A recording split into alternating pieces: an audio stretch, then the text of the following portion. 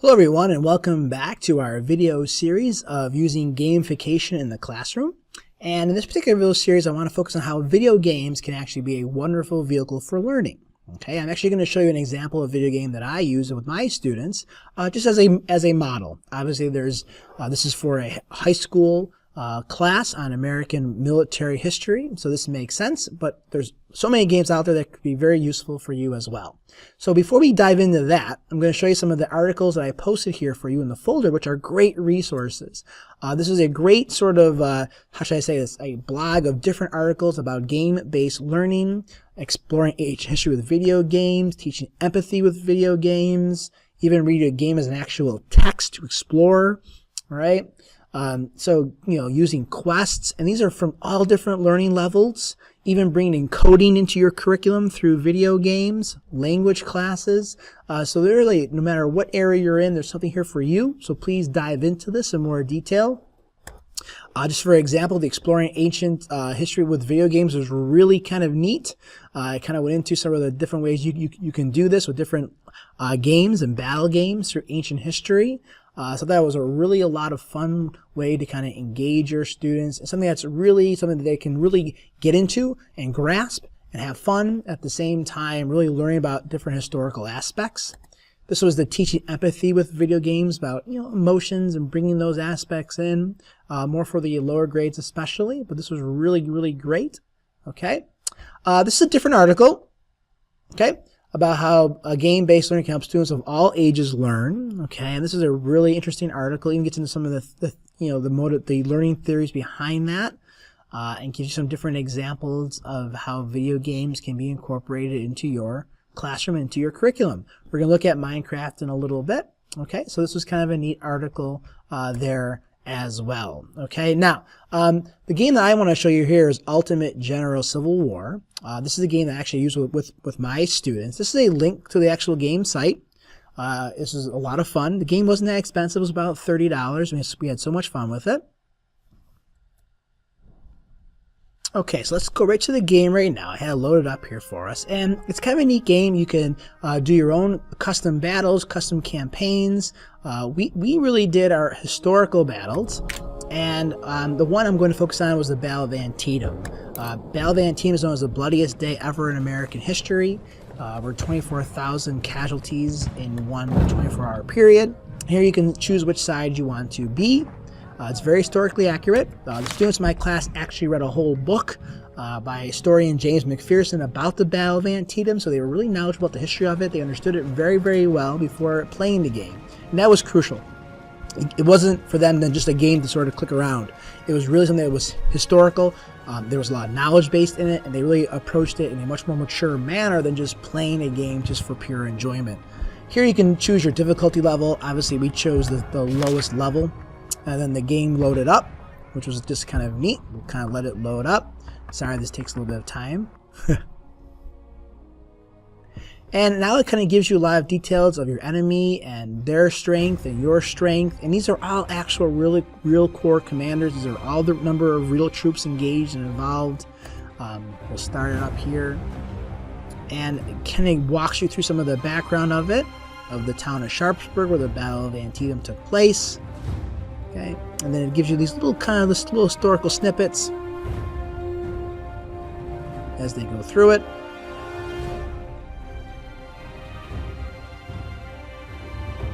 Again, we keep on saying next, but it just really gives you a lot of guides of what's happening here. It just gives a lay of the land. All right, so the students will understand the whole geography. We've studied all the maps. All right, I'm going to show you coming up next after we play the game how we bring in cards, and we bring in how the game actually functions in a classroom setting. There we go. We'll keep on scrolling through some of these little snippets. Again, it's very detailed. All right. But we did read these in class, so everybody understood it. We followed them along with our historical battle maps, which I'll show you shortly. Okay. Keep on going through here. So we'll keep on clicking here as well, and now it sort of gives you the game a little bit, as telling you where the troops are coming in. This is your side where the Union is in blue, the Confederates are in line over here. And it shows where the main Confederate areas are. And back here as well. And tells you what your objectives are in terms of securing certain areas. Okay, keep on going through all this. And now these are just all the different options. And we can kind of like scroll through the map and see where our troops are. And we can, we can start moving our troops. It tells you like how many people are in your group and who's engaged and what the morale is. And we went through the whole directions. It gives you the exact timeline up here from the real battle of 1862, the actual real time. These are our objectives. And we can sort of fast forward the game a little bit so you can kind of see it in a little more of a faster time. All right. And we can kind of click around the map and move our troops and get them engaged. Just want to show you some of the fighting sequences here. This is really involved. We can sort of click on different tools we have in terms of strategy and so forth. And here's how you just kind of scroll through the map to kind of see where the Confederates are. There's the main church that we have to actually go through. All right. And there's our troops over here. I really wanted to see them engaged. So let me just kind of maybe get them all moving to see if they'll engage some of the Confederates here. Usually this takes a little more time, but we would sort of divide up the class up, and we had different groups play the game at different times, and we can save the game. So if students don't finish a particular part of the game in one moment, they can certainly play the game later, which was great. We're starting to see no one's really engaged yet.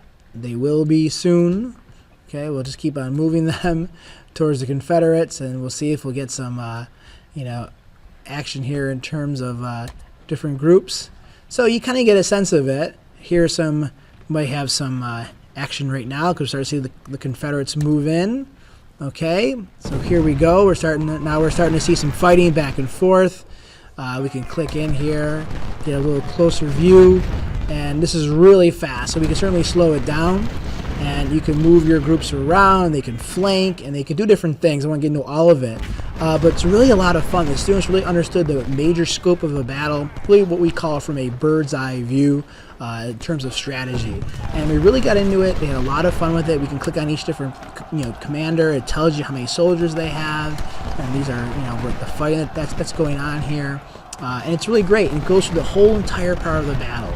This is just the one day of the one part of it. It's actually 3 segments of the battle that follow it exactly in time when the actual battle occurred. Okay, so just a little sampling of how you could bring in a gaming into this. I want to show you now how I incorporate some binders and folders and how it actually worked within a classroom atmosphere. Now, what I'm showing you here is an actual binder that I use with this Civil War game. For me, this was kind of a fun way to bring sort of a traditional, card aspect to a game and have the kids involved within groups to play this game. So this binder actually has a score sheet. Now, what I usually do is I divide the class up into playing teams and also judging teams. And the judging team actually has to sort of score the use of the game and use of strategies of war. We also study the principles of war in this class, and there's 9 principles of war. And there's also like different tactics. And you can kind of see here they're given a point values for how many times they use these particular principles of war. And they're also given point values for how many times these use these tactics. And what I have here are these cards. And basically, a student from the group that's playing the game has to actually announce what principle of war they're using. These are the green cards right here, the principles of war. And they run it up to the judging team. So that judging team then takes note that this card's in play, and then they judge whether or not that principle was used successfully. If they do it successfully, they gain the point. If they don't, they lose the point. And there's also a timeout cards over here. I'll just turn the page. These are the tactics cards that they're actually supposed to use. Okay, and then these are just cards. Okay, I can take one out here so you can see what I'm doing. They're just cards I made on cardstock. All right, and so forth, like frontal attack and other different cards and so forth.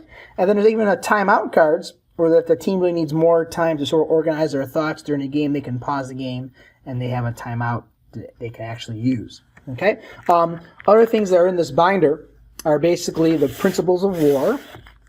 Okay, just some of a reference sheet of the different principles of war. some of the different strategies that are being sort of looked at, okay? They have a reference sheet of actually how to do these strategies. And then I have detailed historical maps. So this example is from the Battle of Antietam from the Civil War.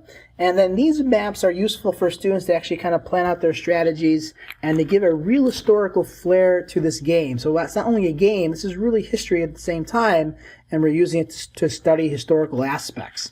So these are all historical battle maps from the Army War College that they can use during the game. Okay, so that's really the way I have it played out, and the students had a lot of fun doing this.